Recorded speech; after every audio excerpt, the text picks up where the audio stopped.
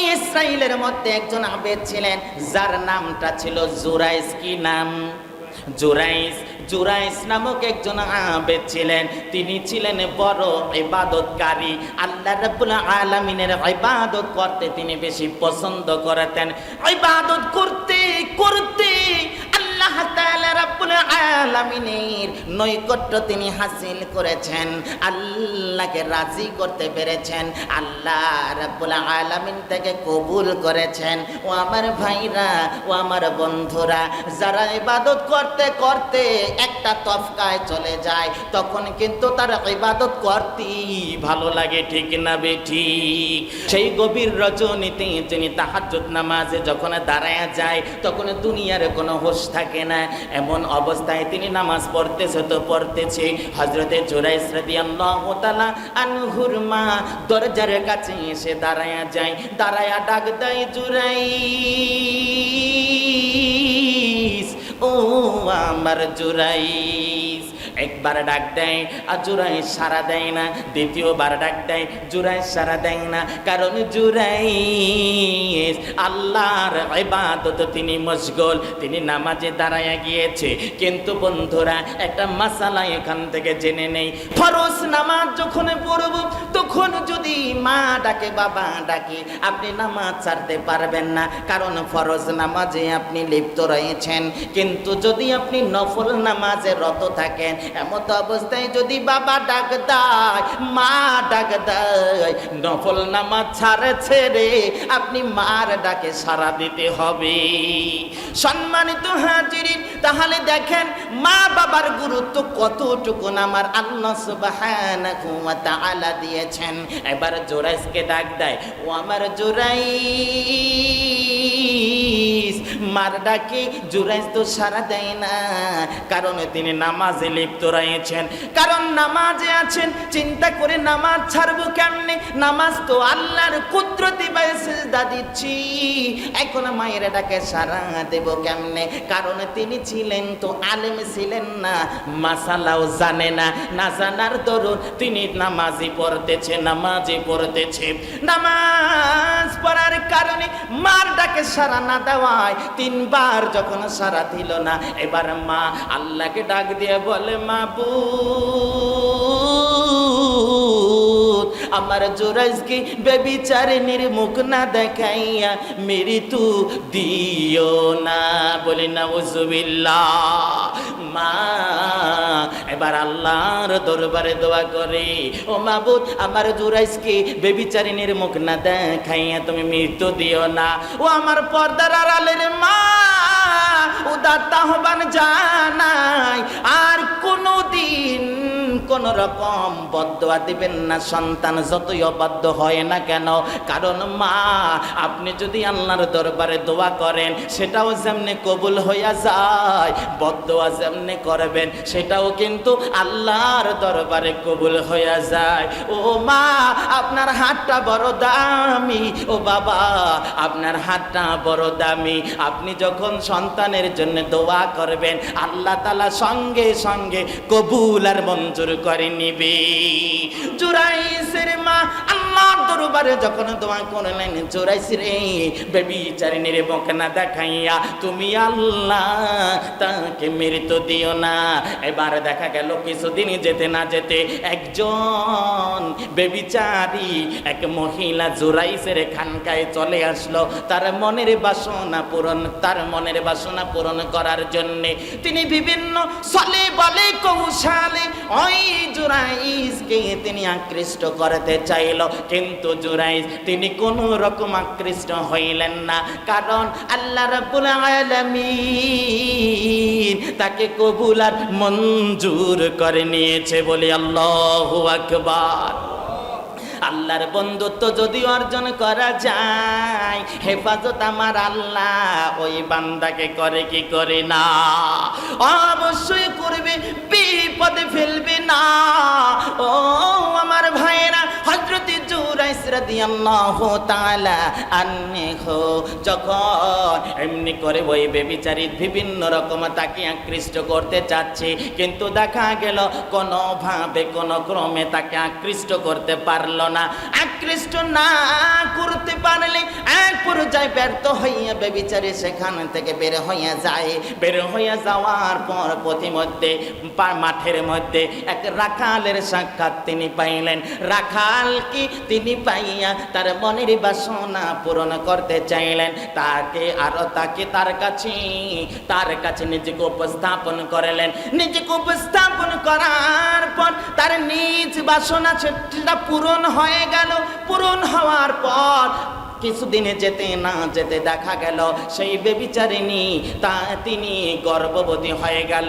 কিন্তু গর্ভবতী হওয়ার পর সন্তান সম্ভবা হওয়ার পর তার দেহের পরিবর্তন হওয়ার পর সমাজের লোকেরা ধরে বসলো, তোমার এত বড় ক্ষতি কে করেছে, কেমনে করেছে, কোথায় কে, এই পরিচয় জানতে চাই। সমাজের লোকের মধ্যে কৌতূহল জাগ্রত হলো, ও তোমার এত বড় ক্ষতি কে করেছে। এবার সেই বেবিচারিণী বলে, তোমরা আমাকে জিজ্ঞেস করো কেন? তোমরা যাও খানকাওয়ালার কাছে গিয়া জিজ্ঞেস করো। খানকাওয়ালা তিনি সঠিক উত্তর দিতে পারবে। ভাইরা আমার, বন্ধুরা আমার, কারণ ওই ব্যভিচারী ওই খানকাওয়ালার প্রতি বড় রাগান্বিত, তার ক্রোধ, তার কাছে গিয়েছে কিন্তু তার কথা তিনি শুনে নাই। আর সর্বোপরি যে বিষয়টা সেটা হচ্ছে মায়ের দোয়া আল্লাহর দরবারে তো কবুল হয়ে গিয়েছে।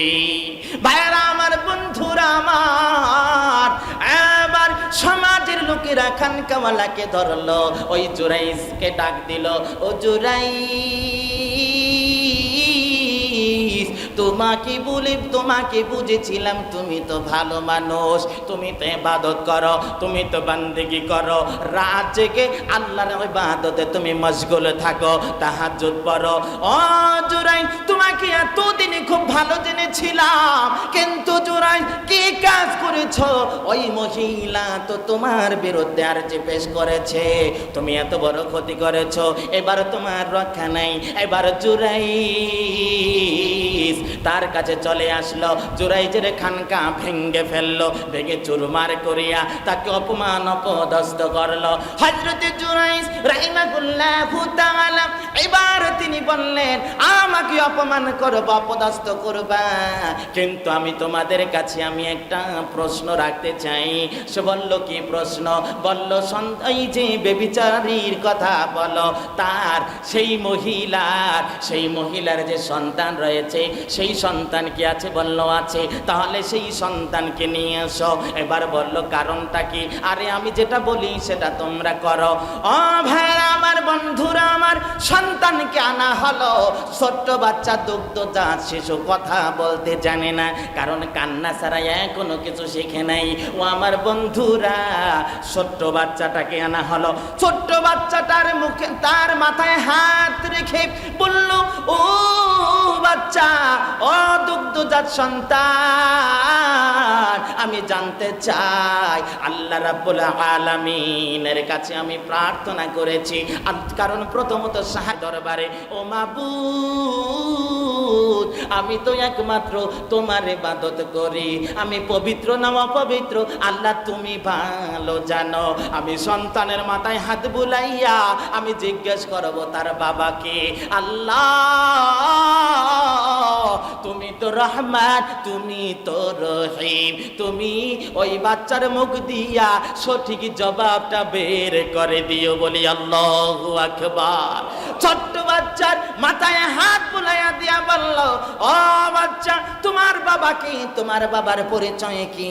তুমি একটু বলে দাও। এবার ছোট্ট বাচ্চা, যিনি কান্না ছাড়া কিছু জানে না, তার মুখ থেকে বের হয়ে যায়, আমার বাবা হয়েছে ওই রাখাল, আমার বাবা এই আবেদ জোরাইছে না। জোরে সরে বলি আল্লাহু আকবার। সম্মানিত হাজিরিন, তাহলে দেখুন, আই বাবা আমার অবাধ্য হইলে আল্লাহ রাব্বুল আলামিন কিন্তু ছাড়বে না।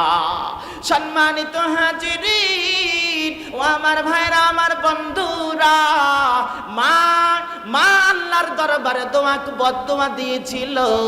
বদদোয়াটা দেওয়ার পরে কবুল আর মঞ্জুর হয়ে গিয়েছিল, কিন্তু আল্লাহ রাব্বুল আলামিন হযরত জুরাইজকে আবার আর রক্ষা করলেন। কারণ হচ্ছে তার ইবাদত বান্দিগি আল্লাহ রাব্বুল আলামিনের কাছে ভালো লেগেছে বিদায়। কারণ আল্লাহর কাছে চাওয়ার মতো চাইলে আল্লাহ অবশ্যই বান্দাকে দিয়ে দিবে। আল্লাহু আকবার। আজকে রাত এমন একটা রাত, যেই রাতে বরকতময় রাত, মুবারকপূর্ণ রাত। এই রাতে যদি আমরা আল্লাহর দরবারে চাইতে পারি, আল্লাহ কিন্তু আপনাকে আমাকে মাহরুম করবে না। অবশ্যই আপনাকে আমাকে আল্লাহ তাআলা রাব্বুল আলামিনের কাছে যা চাইবো তা দিয়ে দিবে। আল্লাহু আকবার। সম্মানিত হাজিরিন, তাহলে 2 নাম্বার হচ্ছে সেটা হচ্ছে পিতা মাতার অবাধ্য। ও যুবক ভাইয়েরা, জীবনে যদি কোনো রকম মাকে কষ্ট দিয়ে থাকি, ও আমার যুবক ভাই, যদি কোনো রকম মাকে কষ্ট দিয়ে থাকি, মায়ের পা ধরে ক্ষমা চেয়ে নিব। ও মা, অনেক কষ্ট দিয়েছি, মাফ করে দিও। মায় যদি মাফ না করে দেয়, কিন্তু বাবা আপনার কোনো উপায় নাই। বাবা যদি ক্ষমা না করে দেয়, সবে বরাতের রাতে যতই মাথা ঠেকাই না কেন আল্লাহর দরবারে, আমার আল্লাহ কিন্তু মাফ করবে না। আল্লাহর নবী এই জন্য বললেন, 1 নাম্বারে এই সবে বরাতের রাতে মদ্যপায়ীকে ক্ষমা করবেন না, 2 নাম্বারে পিতামাতার অবাধ্য সন্তানকে মাফ করবেন না, 3 নাম্বারে হচ্ছে বেবিচারীকে মাফ করবেন না, 4 নাম্বার হচ্ছে আত্মীয়তা সম্পর্ক ছিন্নকারীকে মাফ করবেন না। আত্মীয়তা সম্পর্ক ছিন্নকারীকে আমার আল্লাহ মাফ করবেন না। লা ইয়াদখুলুল জান্নাহ, এমনকি জান্নাতেও যাইবে না যারা আত্মীয়তা ছিন্নকারী। সম্মানিত হাজিরিন, এই জন্য আত্মীয়তার বন্ধন সেটা কিন্তু রাখতে হবে। ও আমার ভাইয়েরা, 5 নাম্বার হচ্ছে ফিতনাবাজ, যারা ফিতনা সৃষ্টি করে। অনেক সময় এমন কথা লাগাইয়া দেয়, যেই লাগানোর কারণে সমাজে বিবাদ সৃষ্টি হয়, ঝগড়ার সৃষ্টি হয়। হয় কি হয় না? সমাজে এরকম অহরহ রয়েছে ফিতনাবাজ, ফিতনা বাজাইয়া দেয়। যারা এরকম ফিতনা বাজাইয়া দেয়, আল্লাহ রাব্বুল আলামিন তাদেরকে এই রাতে মাফ করবে না। সম্মানিত হাজিরিন, 6 নাম্বারে হচ্ছে চগলখোর, যারা চগলখড়ি করে, যারা গীবত করে, তাদেরকে আমার আল্লাহ এই রাতে মাফ করবেন না। সম্মানিত হাজিরিন, তাহলে এই রাতটা হচ্ছে এমন একটা রাত, যেই রাতটা হচ্ছে হায়াতের রাত। কারণ হচ্ছে হায়াতের রাত হচ্ছে এই জন্যে আল্লাহর নবী সাল্লাল্লাহু আলাইহি সাল্লাতু ওয়াস সালাম এই রাত সম্পর্কে বললেন। ইমাম মুনজিরি রাহিমাহুল্লাহু তাআলা রাসূলুল্লাহ সাল্লাল্লাহু আলাইহি সাল্লাতু ওয়াস সালাম থেকে হাদিস শরীফ উদ্ধৃত করেছেন, যে ব্যক্তি 2 ঈদের 2 রাত এবং অর্ধ শাবানের রাত জেগে, এই যে অর্ধ শাবানের রাত, নিসফু মিনাশ শাবানের রাত, এই রাত জেগে আল্লাহর ইবাদত করবে, আল্লাহ রাব্বুল আলামিন তার অন্তর মারবে না। আল্লাহু আকবার। সম্মানিত হাজিরিন, তাহলে একটা বিষয় দেখেন, আল্লাহ রাব্বুল আলামিন কত বড় দয়া, কত বড় মায়া, কত বড় নেক নজর আমাদের প্রতি। শুধু এই রাতকেই নয়, যদি কোথাও কোনো কোরআনের মজলিস হয়, যদি কোনো হাদিসের মজলিস হয়, যদি কোনো জলসা হয়, যদি কোনো তালিম হয়, এমন কোনো মজলিসে যিনি গেলেন, আল্লাহর নবী বলেছেন, ওই মজলিসে যিনি গেল, আল্লাহ রাব্বুল আলামিন বান্দার রূহ যে কোনো সময় যে কোনো মুহূর্তে কবজ করে নেবেন, ঠিক না বেঠিক? মালাকুল মউত যে কোনো সময় হাজির হয়ে যেতে পারেন, কিন্তু এমন কোন মজলিসে যদি কেউ হাজির হয়ে যায়, সেই মজলিসে হাজির হওয়ার পর ওখানে যদি মৃত্যুবরণ করে, সেই মৃত্যুটা সাধারণ মৃত্যু নয়, কারণ এই মৃত্যুটা হচ্ছে শহীদ মৃত্যু। জোরে সোরে বলে সুবহানাল্লাহ। মসজিদে মৃত্যু হলে সেই মৃত্যু কিন্তু সাধারণ মৃত্যু নয়, শহীদ মৃত্যু। কোরআনের মজলিসে মৃত্যু হলে সেই মৃত্যু সাধারণ মৃত্যু নয়, শহীদ মৃত্যু। শুধু তাই নয়, বাড়ি পর্যন্ত যাব, পথের মধ্যেও যদি মারা যায়, সেই মৃত্যু কিন্তু সাধারণ মৃত্যু নয়, শহীদি মৃত্যু। আর শহীদদের সম্পর্কে আমার আল্লাহ রাব্বুল আলামিন বলেছেন, ওয়ালা তাকুলু লিমান ইউকতালু ফি সাবিলিল্লাহি আমওয়াত বাল আহইয়া। আকবার। সম্মানিত হাজিরিন, আল্লাহর রাস্তায় যারা মারা গেল, তারা তো তাদের সম্পর্কে আল্লাহ বললেন, তাদের তোমরা মৃত্যু বলো না। আল্লাহর রাস্তায় মারা গিয়েছে, তাদেরকে মৃত্যু বলো না। বাল আহইয়া, বরং তারা জীবিত। কেমন জীবিত? কেমন জীবিত? ইনদা রাব্বিহিম ইয়ারযাকুন। আমরা দুনিয়ায় জীবদ্দশায় যেমনি খানাপিনা গ্রহণ করি, এরকম খানাপিনা আল্লাহ রাব্বুল আলামিন শহীদদের ওই জান্নাত থেকে সরবরাহ করে, বলি আল্লাহু আকবার। দুনিয়ায় জীবদ্দশায় যেমনি খায়, শহীদদের মৃত্যুর পরে তেমনি করে খানা খাওয়ায় কে? আল্লাহর রাস্তায় যদি ঈমানকে মজবুত রাখিয়া যদি থাকা যায়, তার কোন রকম বিপদ হবে না। যত রকম জেল জুলুম অত্যাচার, যত রকম জেল জুলুম অত্যাচার, মামলা আর হামলা হোক না কেন, সব কিছু উপেক্ষা করিয়া যদি ঈমানের উপরে অবিচল থাকা যায়, ধীর থাকা যায়, আল্লাহ রাব্বুল আলামিন তার জন্য জান্নাত অপেক্ষা করেছে, বলি আল্লাহু আকবার। মনে পড়ে গেল হযরতে হুযায়ফা রাদিয়াল্লাহু তাআলা আনহুর কথা। হযরতে হুযায়ফা রাদিয়াল্লাহু তাআলা আনহু যিনি ইসলাম গ্রহণ করার পর, যখন ইসলামের ছায়া তলে আসলেন, ইসলাম গ্রহণ করার পর হযরতে হুযায়ফাকে জিজ্ঞেস করা হলো, হুযায়ফা, ও হুযায়ফা, তুমি কি ইসলাম গ্রহণ করেছো? বলল, হ্যাঁ আমি ইসলাম গ্রহণ করেছি। বলল, ইসলাম গ্রহণ করেছো, ঠিক আছে, তবে এই মুহূর্তে বলছি তোমাকে ইসলাম ছাড়তে হবে। বলি নাউযুবিল্লাহ। হযরতে হুযায়ফা বললেন, কোশ্চিনি কালেও সম্ভব নয়।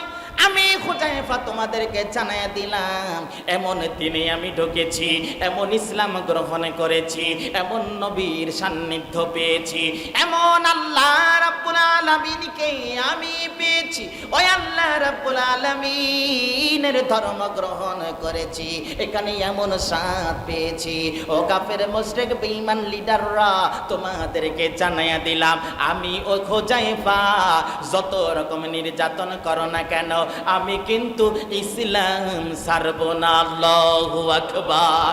হযরতে হুযায়ফা রাদিয়াল্লাহু তাআলা আনহু এমন শক্ত অবস্থানে দেখিয়া হযরতে হুযায়ফাকে নিয়ে গেলেন একেবারে সেই উত্তপ্ত বালুকাময় মরুভূমির মধ্যে। সেইখানে পাথরের উপরে শোয়াইয়া দেওয়া হলো। পাথরের উপরে শোয়াইয়া দিয়া আবার হযরতে হুযায়ফাকে বলল, হুযায়ফা কেমন লাগে? বলল, আমার ভালো লাগে। আরে তোমার কেমনে ভালো লাগবে? তোমার তো পিঠ পুড়ে যাচ্ছে, চামড়া ঠোসকা পড়ে যাচ্ছে, চর্বি গলে গলে পড়ছে, কিন্তু অধিক কোনো বুড়ো খেবে নাই। হযরতে হুযায়ফা রাদিয়াল্লাহু তাআলা আনহু বললেন, আমার ভালো লাগছে। ও আমার ভাইয়েরা, আমার বন্ধুরা আমার, তাকে এমনি করে শাস্তি দেওয়া হচ্ছে। দিনের পর দিন চলে যাচ্ছে, সপ্তাহের পর সপ্তাহ চলে যাচ্ছে, তার গোশতগুলো গইলা গইলা চর্বি ঝরছে।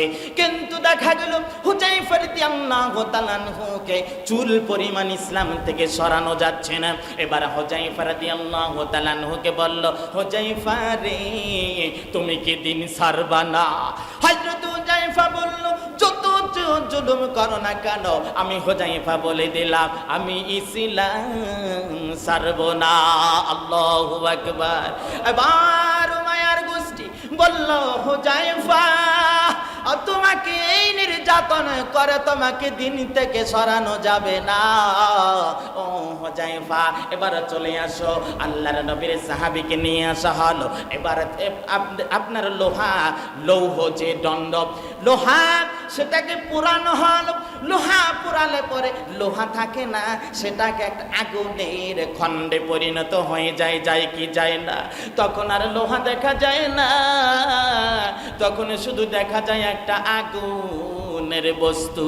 ওই আগুনের বস্তু দিয়ে সেই উত্তপ্ত লোহা, আগুনে পুরানো লোহা দিয়া হযরত হুযায়ফা রাদিয়াল্লাহু তাআলা আনহুকে এমনি করে নির্যাতন করা শুরু করে দিল। উপর্যুপরি ভাবে তার উপরে নির্যাতন আর নির্যাতন। তাকে মারতেছে, চামড়া ভাগ হয়ে গোশত ভাগ হয়ে হাড় পর্যন্ত শিখ চলে যাচ্ছে। সম্মানিত হাজিরিন, দুই ভাগ হইয়া হাড় পর্যন্ত লোহা চলে যায়। হুযায়ফাকে বলল, হুযায়ফা এখনো কি তুমি ইসলাম ছাড়বা না? হুযায়ফা বলল, ও কাফের মুশরিক বেঈমান লিডাররা, তোমাদেরকে তো আমি বলে দিয়েছি যত রকম নির্যাতন করো না কেন আমি হুযায়ফা ইসলাম থেকে চুল পরিমাণ সরে যাব না। যতই জুলুম করো না কেন, যতই অত্যাচারের স্ট্রিমে রোলার চালাও না কেন আমি হুযায়ফা ইসলাম থেকে সরে যাব না। কারণ আমি এখানে তৃপ্তি পেয়েছি, আমি মজা পেয়েছি, আমি ইসলাম থেকে সরব না। ও আমার ভাইরা, এবার উমাইয়ার গোষ্ঠী 40 জন নিয়ে মাশওয়ারায় বসে গেল। বলল হুযায়ফাকে কেমনে করে ইসলাম থেকে সরানো যায়। এবার চিন্তা করলো, এবার প্রক্রিয়া পাল্টাতে হবে। এবার অন্য প্রক্রিয়া হাতে নিল। এবারে নেওয়া হলো একটা বড় কড়াই আনা হলো, ভিতর নিচে আগুন জ্বালাইয়া দেওয়া হলো, কড়ার মধ্যে তেল ঢেলে দেওয়া হলো। এবার তেলের যখন জ্বালাইয়া তেল যখন টকবক করে ফোটে, ওই ফুটন্ত তেলের মধ্যে হুযায়ফা রাদিয়াল্লাহু তাআলা আনহুকে ফালাইয়া দেওয়া হয়। যখন ফুটন্ত তেলের মধ্যে হুযায়ফা রাদিয়াল্লাহু তাআলা আনহুকে ফালাইয়া দেয়, চতুর্দিকে তাকাইয়া দেখে হুযায়ফার অবস্থাটা কি, তার চেহারার অবস্থাটা কি। দেখা গেল গোটা শরীরটা জ্বলছে যাচ্ছে, কিন্তু হযরতে হুযায়ফার মুখে কোনো কান্না নাই। হযরতে হুযায়ফা রাদিয়াল্লাহু তাআলা আনহুর মুখে কোনো কালিমা নাই। হযরতে হুযায়ফা রাদিয়াল্লাহু তাআলা আনহুর মুখে হাসি আর হাসি। এবার কাফের মুশরিক ডাক দিয়া বলে, ও হুযায়ফা তোমার মুখে থাকবে তো কান্না, ও হুযায়ফা তোমার মুখে থাকবে তো কান্না, মুখটা থাকবে তো কালিমা যুক্ত, কিন্তু হুযায়ফা তোমাকে দেখা যাচ্ছে মুখে হাসি, কারণটা কি? আমাদের জানতে বড় কৌতূহল। হুযায়ফা আমাদেরকে বলো তুমি কেন হাসো রে? হুযায়ফা রাদিয়াল্লাহু তাআলা আনহু বললেন, ও কাফের মুশরিক লিডাররা, আমাকে যে ফুটন্ত তেলের মধ্যে ফালাইলা, আমাকে বিভিন্ন ভাবে নির্যাতন করিলা, কিন্তু এখানে আমি পইরা আমার নাকে এমন সুন্দর সুঘ্রাণ পাইতেছি। আল্লাহ রাব্বুল আলামিনের জান্নাতের সুঘ্রাণ আমি হুযায়ফার নাকে আসতেছে। আমার চোখের সামনে আল্লাহ তাআলা রাব্বুল আলামিনের জান্নাতটাকে দেখতেছি। আমি ওই জান্নাত দেখিয়ে নাকি সুঘ্রাণ পাইয়া জান্নাতের আশায়, আল্লাহর দিদারের আশায়, এই আনন্দে আমি হুযায়ফা হাসতেছি। আল্লাহু আকবার। সম্মানিত হাজিরিন, হযরত হুযায়ফা রাদিয়াল্লাহু তাআলা আনহু যখন এই কথা বললেন, চিন্তা করলো, হাই রে হাই, এই হুযায়ফাকে তো ইসলাম থেকে সরানো যাবে না, কোনো প্রকারে সম্ভব নয়। এবার চিন্তা করলো, না না না, এইভাবেও হবে না, তাকে প্রক্রিয়া পাল্টাতে হবে। তবে এবারে কি করা যায়? এইবার হযরত হুযায়ফা রাদিয়াল্লাহু তাআলা আনহুকে নেওয়া হলো একটা বন্দিশালার মধ্যে, জেলখানার মধ্যে নিয়ে সেখানে সিদ্ধান্ত গ্রহণ করা হলো তাকে হারাম সরবরাহ করা হবে। সেটা হচ্ছে শুকরের গোশত। বলি নাউজুবিল্লাহ। শুকরের গোশত যদি তাকে সরবরাহ করা হয়, যখন তিনি হারাম খাইবে তখন তার ইবাদত আল্লাহর দরবারে কবুল হবে না। যখন তিনি হারামে লিপ্ত হয়ে যাবে, তার ওই জান্নাতের যে সুঘ্রাণ পাচ্ছে, এই ঘ্রাণ তিনি পাবে না। তার চোখের সামনে আল্লাহর জান্নাত দেখতে পাচ্ছে, সেটা তখন দেখতে পাবে না। সম্মানিত হাজিরিন, এই হাদিস মুবারক দ্বারা হযরত হুযায়ফা রাদিয়াল্লাহু তাআলা আনহু এই অবস্থার ধারা আমাদের স্পষ্ট একটা বুঝতে হবে। সমাজে এখন সুদভিত্তিক সমাজ রূপান্তরিত হয়েছে, গোটা সমাজ সুদ কায়েম হয়ে গিয়েছে। ভাইরা আমার, আমাদের ইবাদত বন্দেগী আল্লাহর দরবারে কবুল হবে কেমনে? কারণ সুদ ভিত্তিক সমাজ বর্তমানে কায়েম হয়েছে, ঠিক না বেঠিক? সম্মানিত হাজিরিন, কারণ আপনার 10 দিরহামের একটা পোশাক পরিয়া নামাজ পড়বেন, 9 দিরহাম যদি সহি থাকে, 1 দিরহাম যদি অবৈধ থাকে, ওই পোশাক পরিয়া নামাজ পড়লে আল্লাহর দরবারে কবুল হবে না। ও আমার বন্ধুরা, হযরত হুযায়ফা রাদিয়াল্লাহু তাআলা আনহুর ব্যাপারে সিদ্ধান্ত নিল, হযরত হুযায়ফাকে ওই খিনজিরের গোশত সরবরাহ করা হবে। যদি শুকরের গোশত তাকে দেওয়া হয়, আল্লাহর জান্নাত তিনি ভুলে যাবে, চোখের সামনে দেখতে পাবে না, নাকে তার সুখ ঘেরান পাবে না, আল্লাহকে ভুলে যাবে, আল্লাহর সাথে সম্পর্ক ছিন্ন হয়ে যাবে। এজন্য হারাম সরবরাহ করা হবে। কিন্তু বন্ধুরা, জুরাইজকে রক্ষা করেছিল যে আল্লাহ, আল্লাহ রসুলের সাহাবীকে তো রক্ষা করবে তো সেই আল্লাহ, ঠিক না বেঠিক? ভাইরা আমার, বন্ধুরা আমার, হযরত হুযায়ফাকে যখন বলা হলো শুকরের গোশত তোমাকে সরবরাহ করা হয়েছে, তুমি এই শুকরের গোশত খাদ্য, এছাড়া তোমার কোনো খানা পিনা নাই, তুমি এইবার বলল, হুযায়ফা আমি না খেয়ে দুনিয়া ত্যাগ করব, কিন্তু শুকরের গোশত এই হারাম গ্রহণ করব না। এবার বলল, তুমি যদি গ্রহণ নাই করো, না খেয়ে মারা যাবা। কিন্তু হুযায়ফা, তোমাকে স্পষ্ট করে জানাইয়া দিলাম, আমাদের পক্ষ থেকে কোনো রকম তোমাকে কিছু দেয়া হবে না। হযরত হুযায়ফা রাদিয়াল্লাহু তাআলা আনহু এইবার আল্লাহর দরবারে বললেন, মাবুদ, আমি হুযায়ফা তোমার কাছে সাহায্য প্রার্থী, আমাকে যেই হারাম সরবরাহ করা হয়েছে আমি খাবো না। তুমি তো রাজ্জাক, তুমি তো রিজিক দাতা, তোমার কাছে আমি সাহায্য চাই, আমি হারাম খাবো না। যখন এই কথা আল্লাহর দরবারে তিনি সাহায্যকারী হইলেন, সাহায্য চাইলেন, আর ওই সাহায্যকারী আল্লাহ, ইয়া আইয়ুহাল্লাযীনা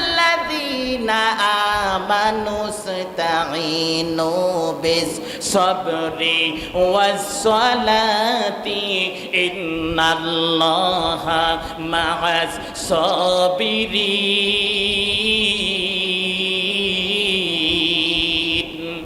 ভাইরা আমার, বন্ধুরা আমার, তিনি ধৈর্য ধারণ করলেন, আর ধৈর্যশীলদের সাথে আমার আল্লাহ রয়েছেন। হযরত হুযায়ফা রাদিয়াল্লাহু তাআলা আনহু যখন হারাম গ্রহণ করলেন না, তিনি কষ্ট ভোগ করলেন, আমার আল্লাহ রহমতের দরিয়ায় ঢেউ উঠল।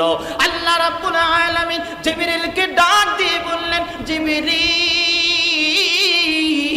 আর দেরি করো না, আমার হুযায়ফার কাছে চলে যাও, আমার হুযায়ফাকে জান্নাতের ফল মূল সরবরাহ করা হোক, আর জান্নাতের ফল ফলাদি খাইয়া আমার হুযায়ফা ওখানে তিনি আমার জান্নাতের স্বাদ গ্রহণ করবে। আল্লাহু আকবার। কাফের মুশরিক বেঈমানরা জানালা দিয়ে উকি মারে, দরজা দিয়ে উকি মারে। হযরতে হুযায়ফা রাদিয়াল্লাহু তাআলা আনহুর অবস্থা দেখতে পাইল, তার সামনে হরেক রকম ফল ফলাদি। এই ফল ফলাদি দেখিয়া তারা বড় আশ্চর্য হয়ে গেল, তারা বড় হতবিভম্ব, তারা আসিফ, তারা বড় চিন্তা যুক্ত হয়ে গেল। তাদের মধ্যে বড় পেরেশানি চলে আসলো, বড় হতাশাগ্রস্ত হলো, হেজিটেশনে ভোগলো। কারণটা কি? এমনি করে কে দিল এই ফলমূল তো আমরা দুনিয়ায় কোনোদিন আমাদের জীবদ্দশায় দেখি নাই। কোথার থেকে আসলো, কে দিল, কেমনে আসলো?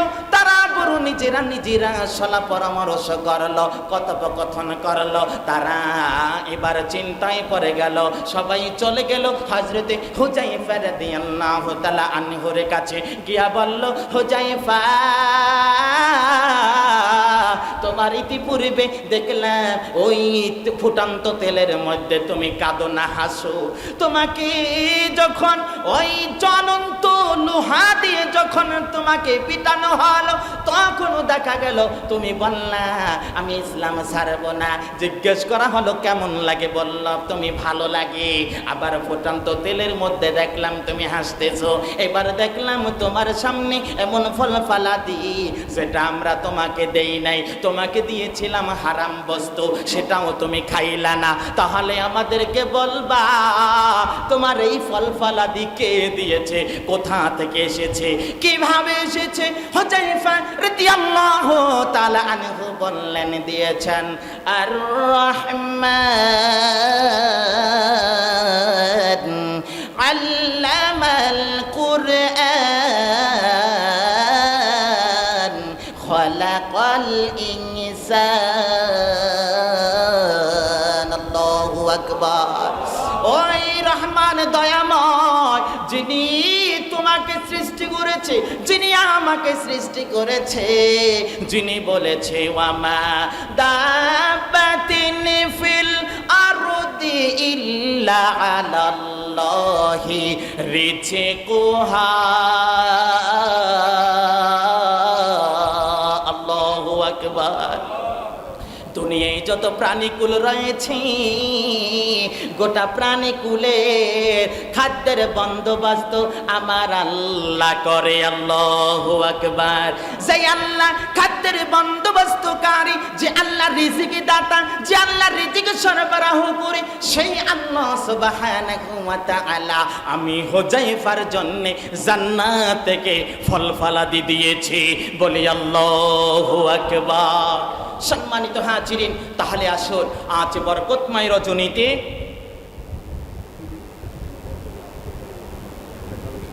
সম্মানিত হাজিরিন, তো এই রাত বরকতময় রজনী, এই রাতে আমরা শপথ গ্রহণ করব। সেই শপথ হচ্ছে এরকম যে আমাদের ঈমানের উপরে কিন্তু বড় পরীক্ষা চলে আসছে। আমাদের ঈমানের উপরে অনেক বড় পরীক্ষা। আজ থেকে 3000 বছর আগে নবী মুহাম্মদ রাসূলুল্লাহ সাল্লাল্লাহু আলাইহি সাল্লাতু ওয়াস সালাম বলেছেন, এমন একটা সময় চলে আসবে যেই সময় জ্বলন্ত কয়লা হাতে রাখা যতটা কঠিন হবে, তার চেয়েও কঠিন হবে ঈমান রক্ষা করা। কে বলেছেন? আল্লাহর নবী বলেছেন। কে বলেছেন? এখানে কোনো সন্দেহ সংশয় আছে কি? থাকলে ঈমান থাকবে কি? ভাইরা আমার, সেই সময় কিন্তু দূরে নয়, সেই সময় কিন্তু বর্তমানে চলছে। আজ গোটা বিশ্বব্যাপী মুসলমানরা লাঞ্ছিত, বঞ্চিত, নির্যাতিত, নিষ্পেষিত, অত্যাচারিত। আজকে মুসলমানদের উপরে নির্যাতনের স্ট্রিম রোলার চলছে কি চলছে না? জীবন্ত মুসলমানদেরকে জ্বলন্ত আগুনের মধ্যে নাবালক বাচ্চাদেরকে ছিটকে মেরে দুনিয়া থেকে বিদায় করা হচ্ছে কি হচ্ছে না? সম্মানিত হাজিরিন, আজকে আমরা বহির্বিশ্বে দেখতে পাচ্ছি, এই যে চীনে, আরাকানে, ভারতে, গুজরাটে আমরা দেখতে পাচ্ছি মুসলমানদের উপরে যেরকম চিল জুলুম নির্যাতন চলছে, এটা কিন্তু আমাদের জন্য বড় অশনি সংকেত চলছে। সম্মানিত হাজিরিন, শুধু তাই নয়, আজ দেখা যাচ্ছে কোরআনুল কারিমের 26টা আয়াত বিলুপ্তির জন্য সেখানে একজন ওয়াসিম রিজভী নামে একজন শিয়া সেখানে ভারতের আদালতে রিটও করেছে 26টা আয়াত যাতে বিলুপ্তি করা হয়। বলি নাউজুবিল্লাহ। সম্মানিত হাজিরিন, সেই আয়াতগুলা কি? সেই আয়াতগুলা হচ্ছে, ওখানে জিহাদের আয়াত রয়েছে, ওখানে বিধর্মীদের, যারা বিধর্মী, যারা কাফের, যারা মুশরিক, তাদের সাথে আপনার আমার আচরণ কি হবে সেটা ওখানে রয়েছে। সেখানে দুনিয়ার বিচার কার্য কিরকম পরিচালিত হবে সেটা সেখানে রয়েছে। সম্মানিত হাজিরিন, ওই আয়াতগুলো কোরআনে থাকতে পারবে না, এরকম দুঃসাহস তিনি দেখিয়েছেন।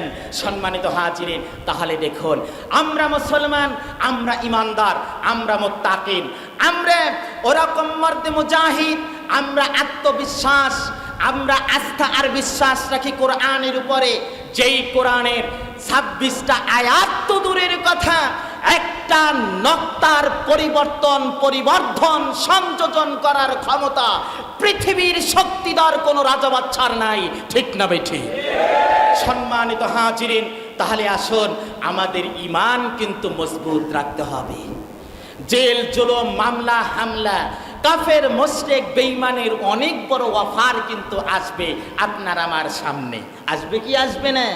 সেই অফারকে আমরা পায়ে ঠেলে দিতে হবে। আমরা সাময়িক হয়তোবা কোনো রকম জেল জুলুম অত্যাচার হতেও পারে, নির্যাতনের শিকার হতেও পারি, কিন্তু এই যে হুযায়ফা রাদিয়াল্লাহু তাআলা আনহু, তাকে যে নির্যাতন করেছে, হযরত বিলাল রাদিয়াল্লাহু তাআলা আনহুকে নির্যাতন করে করে জিহ্বার মুখের মধ্যে বাবলা ডাল ঢুকিয়ে দেওয়া হলো, জিহ্বাটা কেটে দুইটা ভাগ হয়ে গেল। তার মৃত্যুর আগ পর্যন্ত হযরত বিলাল রাদিয়াল্লাহু তাআলা আনহু ভালো করে কথা পর্যন্ত বলতে পারে নাই। ভাইরা আমার, বন্ধুরা আমার, তারপরেও ইসলাম থেকে সরে গিয়েছিল কি? ইসলাম থেকে সরে যান নাই। তাদের জন্য আল্লাহ তাআলা রব্বুল আলামিন স্থায়ী জান্নাত রেখেছেন। ঠিক না বেঠিক? মেরাজের রাতে আল্লাহর নবী যখন আল্লাহর দিদারে গেলেন, আল্লাহর নবী শব্দ পাইলেন, দেখতে পাইলেন। হযরতে বেলালকে জিজ্ঞেস করা হলো যে, বেলাল, আমি যে এই মেরাজের রাতে আল্লাহর দিদারে গিয়েছিলাম, আমি বেলাল তোমার শব্দ পেয়েছিলাম, বেলাল আমাকে বলবা কি, তুমি কি আমলটা করো যে আমলের কারণে আল্লাহ তাআলা তোমাকে পছন্দ করেছে, তোমার উপরে রাজি হয়েছে, তোমার উপরে খুশি হয়েছে, বেলাল বলবা কি? এবার বেলাল বলল, ইয়া রাসূলুল্লাহ, ইয়া হাবিবাল্লাহ, আপনি যে বলছেন, যা কিছু বলছেন, যা কিছু বয়ান করছেন, আমি বেলাল তো সেগুলোই করেছি, তার কমতেও করি নাই, বাড়তিও করি নাই, কিন্তু আমি অতিরিক্ত কোনো কিছু তো করি নাই। তবে আমার যতটা মনে পড়ে, ইয়া রাসূলুল্লাহ, ইয়া হাবিবাল্লাহ, আমি নিয়মিত একটা আমল করি। সেই আমলটা হচ্ছে, যখনই ওযু করি তখনই আমি 2 রাকাত নামাজ পড়ে নেই। বলি সুবহানাল্লাহ। যখনই মসজিদে ঢুকি তখনই 2 রাকাত নামাজ পড়ে নেই। আল্লাহর নবী বললেন, ও বেলাল, তোমাকে আল্লাহ তাআলা রাব্বুল আলামিন পছন্দ করেছেন, রাজি হয়েছেন, খুশি হয়েছেন, তোমার আমলটা এতটাই ভালো লেগেছে আল্লাহর কাছে।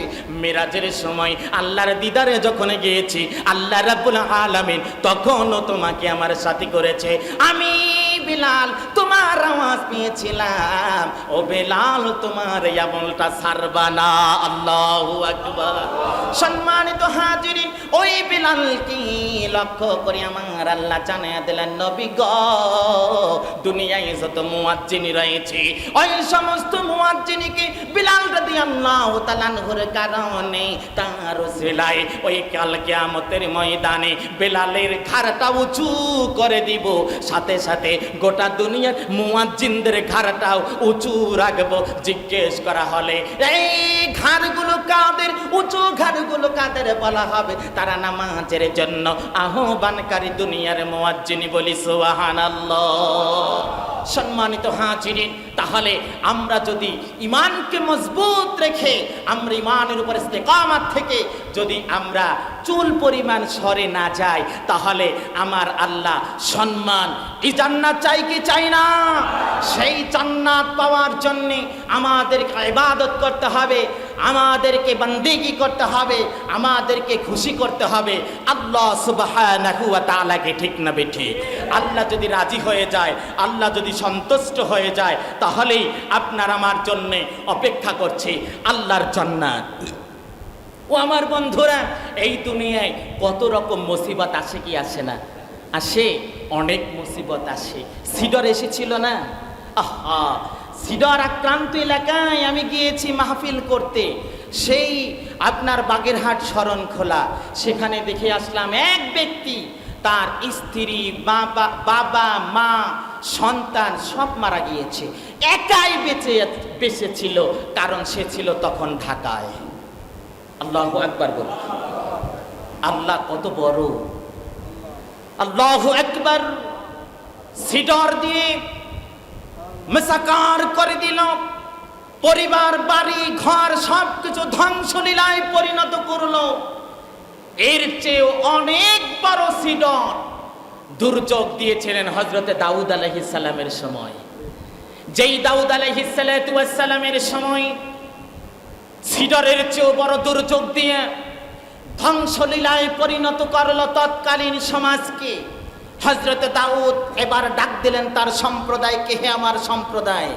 আল্লাহর নবীর ডাকে সবাই সাড়া দিল, কারণ বিপদের পরে যদি কোনো ভালো লোক ডাক দেয়, সবাই সেই ডাকে সাড়া দেয় কি দেয় না? আল্লাহর নবীর ডাকে সকলে উপস্থিত হয়ে গেল। বলল, নবী গো, কেন ডেকেছেন আমাদেরকে? বলল, এমন দুর্যোগ আল্লাহ রাব্বুল আলামিন তোমাদেরকে দিয়েছে, তোমরা কেহ বাবা হারা, মা হারা, সন্তান হারা, স্ত্রী হারা। এখন তোমাদের যারা সুস্থ আছো, ভালো আছো, এবারও তোমার আল্লাহর শুকরিয়া আদায় করতে হবে কি হবে না? সমস্যারে সকলে জানায় দিলেন, ইয়া নবী গো, অবশ্যই আমরা শুকরিয়া আদায় করতে হবে। আল্লাহর নবী হযরতে দাউদ জানায়া দিলেন যে অবশ্যই শুকরিয়া আদায় করবা। তাহলে কেমনে করবা? তাহলে জেনে নাও। সবাই বলল, তাহলে কিভাবে শুকরিয়া আদায় করব? কিভাবে শুকরিয়া আদায় করব? হযরতে দাউদ আলাইহিস সালাম বললেন, শুকরিয়া আদায় করার জন্য দুনিয়ার সর্বোত্তম পন্থা হয়েছে তোমরা নামাজের ঘর বানাতে হবে, নামাজের ঘর বানাতে হবে, উপাসনালয় বানাতে হবে, ইবাদতখানা বানাতে হবে। সমস্ত ওই বনি ইসরাইলের সম্প্রদায় হযরতে দাউদ আলাইহিস সালামকে বলল, নবী গো, আপনার কথায় আমরা রাজি হয়ে গিয়েছি, তাহলে ইবাদতখানা বানানোর জন্য, সিজদার জায়গা বানানোর জন্য আমরা প্রস্তুত রয়েছি, আমাদের কি করতে হবে অর্ডার করুন। আল্লাহর নবী হযরতে দাউদ আলাইহিস সালাম বললেন, তাহলে তোমাদের যার যা আছে সেখান থেকে সাধ্য অনুযায়ী মসজিদের জন্য তোমরা দান করো। জায়গা দান করতে হবে, মসজিদ করার জন্য যার যা আছে দান করতে হবে। হযরতে দাউদ আলাইহিস সালামের নির্দেশ ক্রমে উপস্থিত বনি ইসরাইলের জনতা সকলে রাজি হয়ে গেল শুকরিয়া আদায় করার জন্য। ভালো আছে, সুস্থ থাকার কারণে শুকরিয়া আদায় করার জন্য তার যা আছে সাধ্য অনুযায়ী সকলে দান করলো। দানের মাধ্যমে একটা মসজিদ তৈরি হলো। সেই মসজিদটার পরিচয় জানবেন কি? মসজিদ কোনটা জানেন? সেই মসজিদটা হচ্ছে এমন একটা মসজিদ যেখানে এক রাকাত নামাজ পড়লে 50,000 রাকাত নামাজ পড়ার সমান সওয়াব আমল নামায় লিখে নেওয়ার সুযোগ হয়ে যায়। সুবহানাল্লাহ বলি। সেই মসজিদ হচ্ছে বাইতুল আকসা, বর্তমান ফিলিস্তিন জেরুজালেমে অবস্থিত যেই মসজিদ, সেই মসজিদ আমাদের প্রথম কিবলা। ভাইরা আমার, সেই মসজিদুল আকসা তৎকালীন সময় বানানো প্রারম্ভিকা ছিল। তাফসীরের আলোকে পাওয়া যাচ্ছে যে এই মসজিদুল আকসা সেটা যে বানানোর প্রারম্ভিকা ভূমিকা ছিল এভাবে। আল্লাহু আকবার বলি। পরবর্তীতে হযরতে সুলাইমান রাদিয়াল্লাহু তাআলা, হযরতে সুলাইমান আলাইহিস সালাম তিনি এটাকে পূর্ণতা দিয়েছিলেন। ভাইরা আমার, বর্তমান মহামারী আক্রান্ত, করোনায় আক্রান্ত গোটা পৃথিবী এই করোনা থেকে, এই মহামারী থেকে আপনাকে আমাকে সুস্থ রাখলেন কে? আপনার বাবাকে সুস্থ রাখলেন কে? আপনার কলিজার ধন, আপনার প্রিয় পাত্র, কলিজার টুকরা সন্তানকে সুস্থ রাখলেন কে? সেই আল্লাহ যে করোনা থেকে মুক্ত রাখলো, সেই আল্লাহকে শবে বরাতের রাতে আমরা একটু রাজি করতে চাই। রাজি আছি কিনা? আল্লাহর ঘরের জন্য আমরা একটু দানের হাতটাকে বাড়ায় দেব ইনশাআল্লাহ। আসুন তাহলে, এই যে উজুখানা দেখতেছেন, উজু করার পর আপনার জান্নাতের চাবি নামাজ, নামাজের চাবি হচ্ছে উজু।